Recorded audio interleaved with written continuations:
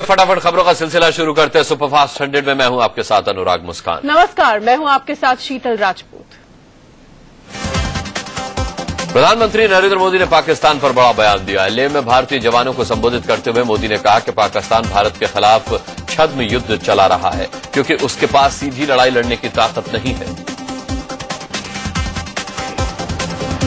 हमारे पड़ोसी की मानसिकता ने युद्ध करने की तो ताकत होती है, लेकिन प्रॉक्सी वॉर के माध्यम से निर्दोष नागरिकों को मारने का सिलसिला। प्रधानमंत्री नरेंद्र मोदी ने कहा कि हमारे जवान युद्ध के मुकाबले पाकिस्तान के छद्म युद्ध के चलते ज्यादा शहीद हो रहे हैं। उन्होंने कहा कि आतंकवाद की आड़ में चलाए जा रहे पाकिस्तान के इस प्रॉक्सी वॉर का निशाना निर्दोष बन रहे हैं। युद्ध में जितने जवान शहीद हुए उससे ज्यादा जवान इन बुज़दिलों की गोलियों से मरने के लिए मजबूर। लेह में पीएम नरेंद्र मोदी ने सेना के आधुनिकीकरण पर जोर दिया। उन्होंने कहा कि सैनिकों को बेहतर और आधुनिक हथियारों से लैस किया जाएगा। उन्होंने राष्ट्रीय युद्ध स्मारक बनाने की भी बात कही।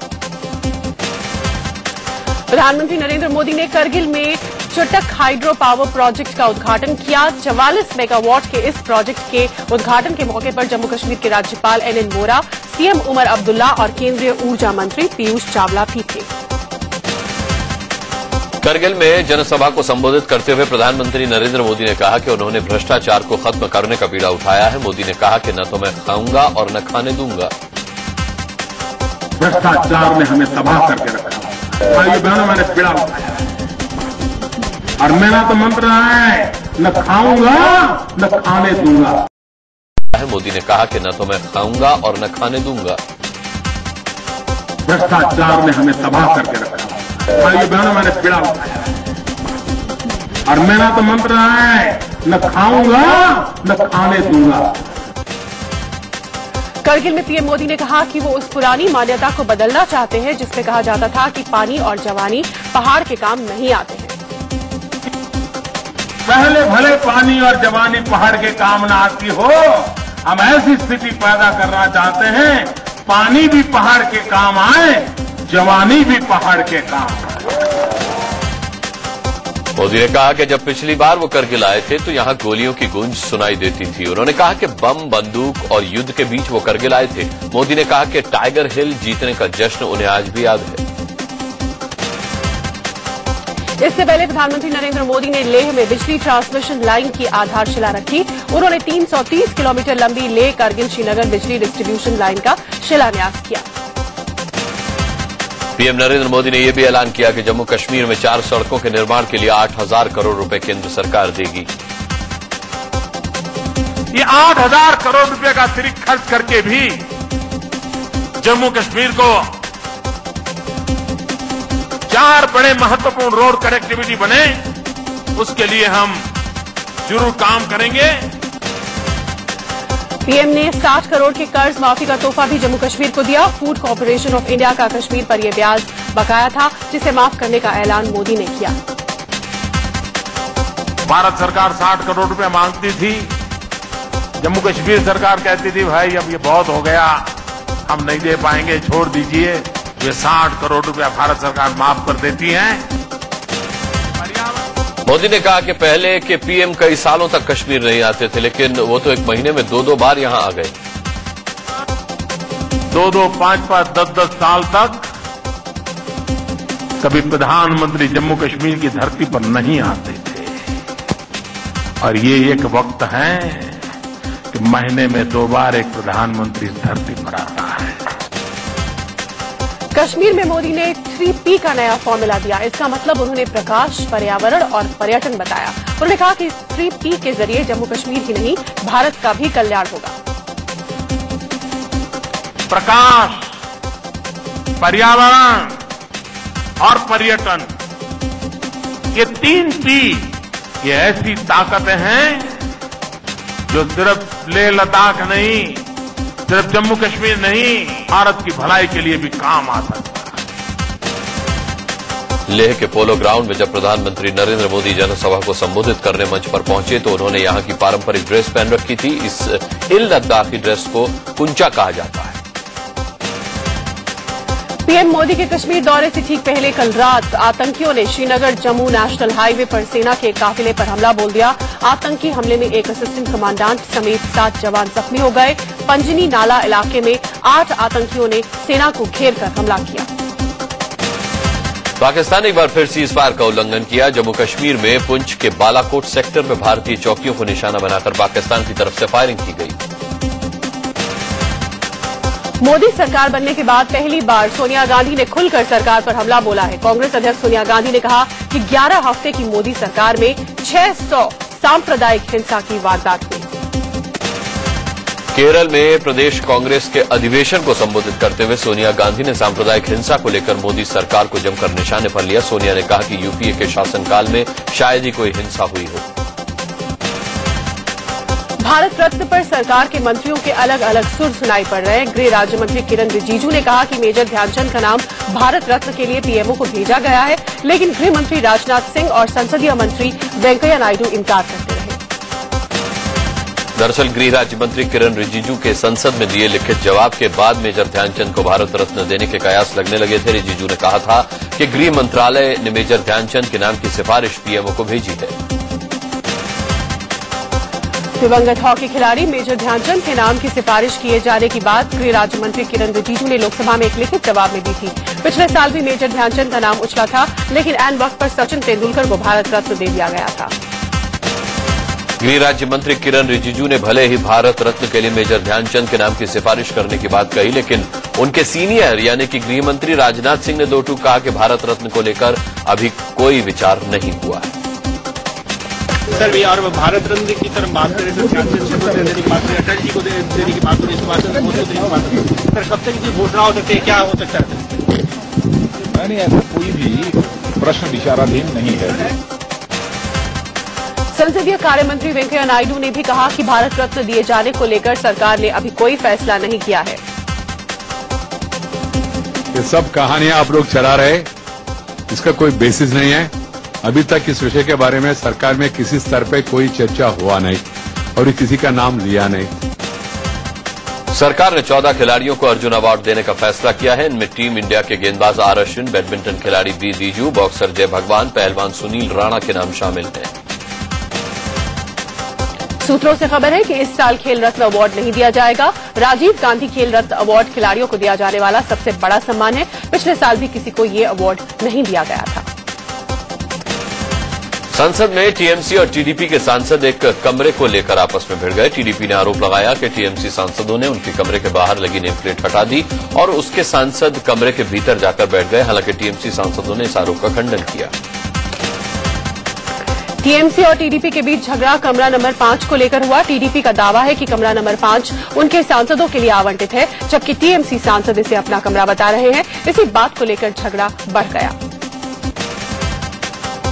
टीएमसी का कहना है कि कमरा नंबर 5 उन्हें मिला है। टीएमसी सांसद सुदीप बंदोपाध्याय ने कहा कि लोकसभा स्पीकर के दफ्तर से हमें रूम नंबर 5 आवंटित हुआ है। हमारे 46 सांसद हैं, हम क्यों कहीं और बैठे। टीडीपी को तीसरी मंजिल पर कमरा मिला है, वो वहां जाए। टीडीपी ने संसदीय कार्य मंत्री वेंकैया नायडू से शिकायत की, जिसके बाद स्पीकर ने टीडीपी और टीएमसी के नेताओं को मिलने के लिए बुलाया। दोनों दलों के सांसदों ने स्पीकर से मुलाकात कर अपना पक्ष रखा। लोकसभा में जुडिशियल अपॉइंटमेंट कमीशन बिल पर चर्चा हुई। कानून मंत्री रविशंकर प्रसाद ने चर्चा की शुरुआत की। कल ही यूपीए के समय के बिल को वापस लेकर मोदी सरकार ने नए सिरे से इस बिल को पेश किया था। जुडिशियल अपॉइंटमेंट कमीशन बिल में कोलेजियम सिस्टम का प्रावधान नहीं है, यानी जजों की नियुक्ति अब सिर्फ जज ही मिलकर नहीं कर पाएंगे, बल्कि इसमें सरकार की भी भूमिका होगी। 1-2 पॉइंट्स को छोड़कर कांग्रेस भी इस बिल के समर्थन में है। राज्यसभा से सरकार ने सेबी अमेंडमेंट बिल पास करा लिया है। इस बिल के जरिए सेबी को और ज्यादा ताकतवर बनाया गया है और सेबी को तलाशी लेने के साथ साथ जब्ती का भी अधिकार दिया गया है। लोकसभा में जुवेनाइल जस्टिस बिल पेश किया गया। बिल को महिला और बाल विकास मंत्री मेनका गांधी ने लोकसभा में रखा। नाबालिग अपराधियों की उम्र 18 साल से 16 साल करने का प्रावधान इस बिल में है। सांप्रदायिक हिंसा बिल पर लोकसभा में कल बहस होगी। स्पीकर ने कांग्रेस को कल चर्चा का भरोसा दिलाया। कांग्रेस ने सांप्रदायिक हिंसा पर बहस के लिए रणनीति तैयार की है। एआईएडीएमके सांसद थम्बी दुराई का लोकसभा का डिप्टी स्पीकर बनना तय हो गया है। थम्बी ने इस बारे में नामांकन दाखिल कर दिया है। बुधवार को डिप्टी स्पीकर पद का चुनाव है, लेकिन कांग्रेस के भी समर्थन करने से वो निर्विरोध चुने जाने वाले हैं। डिप्टी स्पीकर पद के नामांकन में थम्बी दुराई के लिए लाल कृष्ण आडवाणी, राजनाथ सिंह और सुषमा स्वराज प्रस्तावक बने। कांग्रेस की तरफ से मल्लिकार्जुन खड़गे और ज्योतिरादित्य सिंधिया ने उनके नाम का अनुमोदन किया। थम्बी दुराई इससे पहले 1985 से 1989 तक लोकसभा के उपाध्यक्ष रह चुके हैं। माना जा रहा है कि थम्बी दुराई को डिप्टी स्पीकर बनाकर मोदी सरकार विपक्ष को बांटने और तमिलनाडु की मुख्यमंत्री जयललिता को खुश करने का काम कर रही है। सरकार मौजूदा संसद सत्र की समय सीमा कुछ दिन और बढ़ा सकती है। सूत्रों के हवाले से खबर है कि बीजेपी पार्लियामेंट्री बोर्ड की बैठक में यह तय किया गया। बीजेपी नेता राजीव प्रताप रूडी ने कहा है कि संसद का सत्र 14 अगस्त के बाद भी बढ़ाया जा सकता है। राज्यसभा सांसद और अभिनेत्री रेखा संसद की कार्यवाही में हिस्सा लेने पहुंची। इससे पहले राज्यसभा में उनके गैर हाजिर रहने का मामला जोर शोर से उठा था, जिसके बाद आज वो अचानक संसद में दिखाई दी। अभिनेत्री से नेता बनी राखी सावंत ने संसद की कार्यवाही देखने वो पहुंची। सदन की कार्यवाही को लेकर राखी बेहद उत्साहित नजर आई। सुप्रीम कोर्ट ने महिला जासूसी कांड में प्रधानमंत्री नरेंद्र मोदी को बड़ी राहत दी है। महिला जासूसी कांड की जांच करने की मांग करने वाले गुजरात के निलंबित आईएएस ऑफिसर प्रदीप शर्मा की अर्जी पर सुनवाई से सुप्रीम कोर्ट ने इनकार कर दिया। निलंबित आईएएस अफसर प्रदीप शर्मा ने जासूसी कांड की जांच सीबीआई को सौंपने की मांग की थी और कहा था कि उनके पास इस मामले से जुड़े कई गोपनीय जानकारियां हैं, लेकिन सुप्रीम कोर्ट ने इसे निजी मामला बताते हुए सुनवाई से इनकार कर दिया। एयरसेल मैक्सिस डील में पूर्व केंद्रीय मंत्री दयानिधि मारन और उनके भाई की मुश्किलें बढ़ने वाली हैं। सीबीआई ने सुप्रीम कोर्ट में बताया कि मारन बंधुओं के खिलाफ जल्द ही इस केस में चार्जशीट दाखिल की जाएगी। चारा घोटाले में आरजेडी सुप्रीमो लालू प्रसाद यादव को रांची सीबीआई कोर्ट से फिर झटका लगाया। लालू ने चाईबासा ट्रेजरी मामले में मिली सजा का हवाला देते हुए चारा घोटाले से जुड़े बाकी केस को खारिज करने की मांग की थी, जिसे मंजूर कर दिया गया है।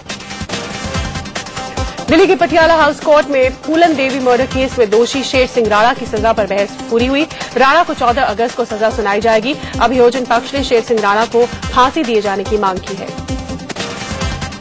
शेर सिंह राणा ने कोर्ट में अपना पक्ष रखते हुए कम से कम सजा दिए जाने की अपील की है। शेर सिंह ने जज से कहा है कि जेल में आने के बाद मेरे कैरेक्टर के बारे में पूछ लीजिए, मैं समाज के लिए अच्छा काम करना चाहता हूं।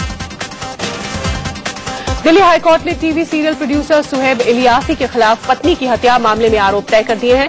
12 साल पहले इलियासी की पत्नी की हत्या हुई थी, जिसमें कोर्ट ने उनके खिलाफ हत्या की धारा में ट्रायल चलाने के आदेश दिए।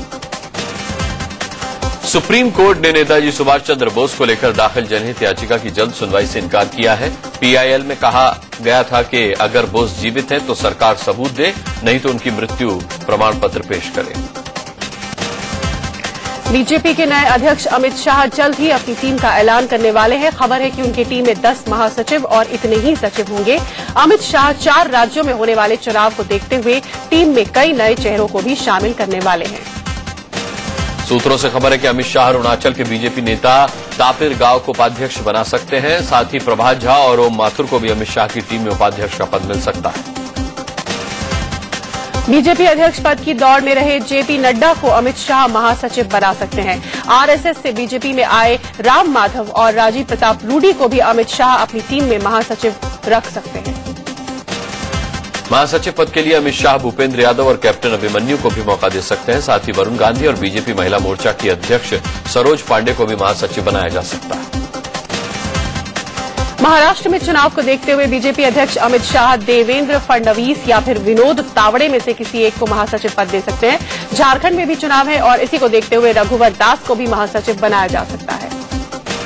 सूत्रों से खबर है कि भारतीय युवा मोर्चा के अध्यक्ष अनुराग ठाकुर को सचिव बनाया जा सकता है। साथ ही पूनम महाजन, रामेश्वर चौरसिया, अनिल बालोनी को भी सचिव पद की जिम्मेदारी अमित शाह दे सकते हैं। इसके अलावा पार्टी प्रवक्ता सुधांशु त्रिवेदी को भी सचिव बनाया जा सकता है। अमित शाह अपनी टीम में सुनील देवधर, श्रीकांत शर्मा, महेंद्र पांडे को भी सचिव पद की जिम्मेदारी सौंप सकते हैं। लखनऊ में गन्ना किसानों ने बकाया भुगतान की मांग को लेकर गन्ना आयुक्त के ऑफिस पर तालाबंदी कर दी। किसानों का आरोप है कि यूपी की 221 निजी चीनी मिलों पर उनका 5,000 करोड़ से भी ज्यादा बकाया है। नोएडा में गन्ना किसानों ने बकाया भुगतान की मांग को लेकर बजाज भवन का घेराव किया। किसानों के प्रदर्शन को देखते हुए भारी पुलिस बल तैनात किया गया था। महंगाई की मार से जूझ रहे लोगों को पेट्रोल के मोर्चे पर राहत मिल सकती है। सूत्रों के हवाले से खबर है कि 14 अगस्त की रात से पेट्रोल के दाम 2.5 रुपए कम हो सकते हैं। पूर्व केंद्रीय मंत्री कुमारी शैलजा के घर हुए कत्ल के मामले में दिल्ली पुलिस ने पहली गिरफ्तारी की है। पुलिस ने अनिल यादव नाम के शख्स को गिरफ्तार किया है। हालांकि ये साफ नहीं हो पाया है कि यह कत्ल अनिल यादव ने ही किया है। दिल्ली पुलिस ने संजय की पत्नी नौकरानी पर ही हत्या का शक जताया है। सूत्रों से खबर है कि नौकरानी ने अनिल यादव से नाजायज संबंध थे। दिल्ली में कुमारी शैलजा के सर्वेंट क्वार्टर से नौकरानी के पति संजय की लाश मिली थी। कानपुर के हाई प्रोफाइल ज्योति मर्डर केस के सिलसिले में ज्योति के पिता ने लखनऊ आकर मुख्यमंत्री अखिलेश यादव से मुलाकात की। मुख्यमंत्री ने ज्योति के पिता को हर संभव मदद का भरोसा दिया। इसी के साथ एक छोटे से ब्रेक बाद आपका फिर स्वागत है। आइए आगे बढ़ाते हैं खबरों के सिलसिले को। राजस्थान के केकड़ी में भारी भरकम ट्रॉले के पलटने से लाइव तस्वीरें सामने आई हैं। भारी बारिश के बाद नम हुई सड़क के किनारे पर जैसे ही ट्रॉले का पहिया चढ़ा वो धंसकर तिरछा हो गया। गनीमत रही कि ये ट्रक तुरंत नहीं पलटा, जिससे इसका ड्राइवर और ट्रक में मौजूद दूसरे लोगों को उतरने का मौका मिल गया। जैसे ही ट्रक में सवार लोग नीचे उतरे, ट्रक पलटते हुए सड़क किनारे बने गड्ढे में जा गिरा। राजस्थान के भीलवाड़ा में भारी बारिश के चलते त्रिवेणी नदी खतरे के निशान के करीब पहुंच गई है। नदी का पानी तटबंध तोड़कर सड़कों और हाईवे पर से बह रहा है।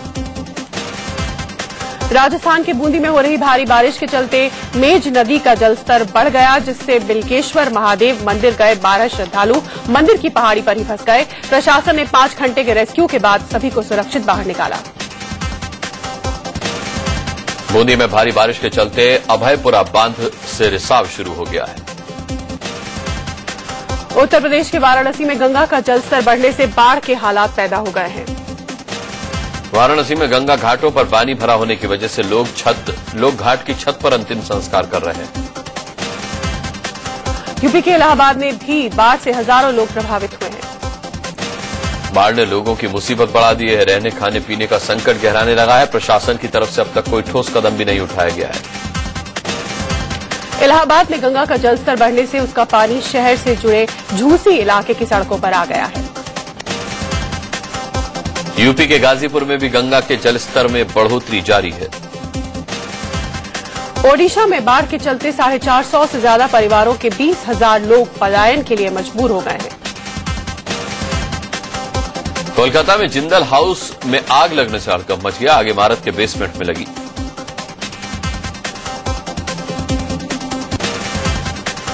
मध्य प्रदेश के राजगढ़ में 2 मंजिला मकान अचानक भरभराकर गिर पड़ा।